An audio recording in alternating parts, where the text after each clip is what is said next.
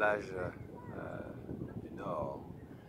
Et par ce magnifique temps, on a passé quelques moments à la plage en famille. Et c'est un moment où voilà, on est parfois en maillot de bain, je joue avec mon fils, on a fait un crocodile en sable.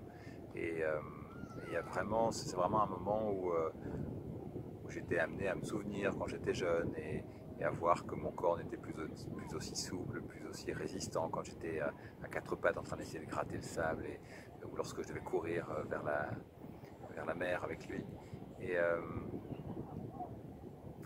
et ça m'a rappelé des moments où j'étais plus jeune, où mon corps était pas tout à fait comme aujourd'hui, et qui me permettait de faire plein de choses à l'époque. Et j'ai eu comme quelque chose de l'ordre de la nostalgie, même un peu une forme d'inquiétude en voyant l'âge qui arrivait. Et dans cette pratique de la pleine conscience, la proposition, c'est de cultiver une certaine forme de contemplation, une certaine forme d'attention et de concentration envers ce qui est là. Et ici, le corps humain, et ici, le corps qui est présent. Il y a quelque chose d'extrêmement intéressant, il y a de magnifiques enseignements lorsque nous contemplons le corps, mais ici, ce que je voudrais juste nommer,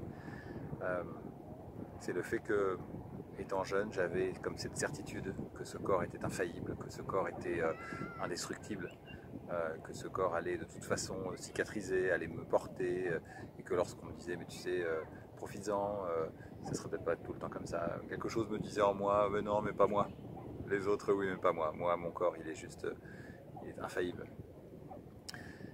Et avec le temps, bien sûr, les choses changent. Et là, je trouve qu'il y a un magnifique enseignement qui est de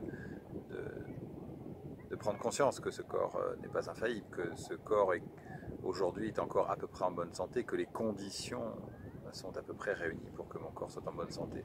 Peut-être un petit peu moins que Gaspard qui a 11 ans. Et la proposition ici serait d'honorer ça, de remarquer, de remercier, et peut-être de cultiver une certaine sagesse à partir de cette compréhension profonde.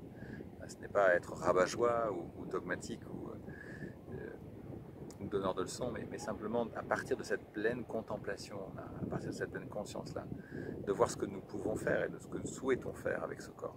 Comment nous le nourrissons, comment nous prenons soin de lui, comment on peut reconnaître sa présence et le remercier.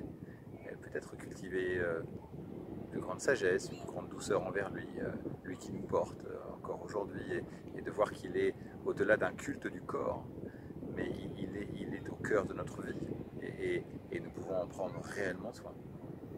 Voilà, alors je vous souhaite de belles séances de château fort dans le sable et de belles contemplations sur ce que notre corps est réellement. Bonne pratique, à bientôt.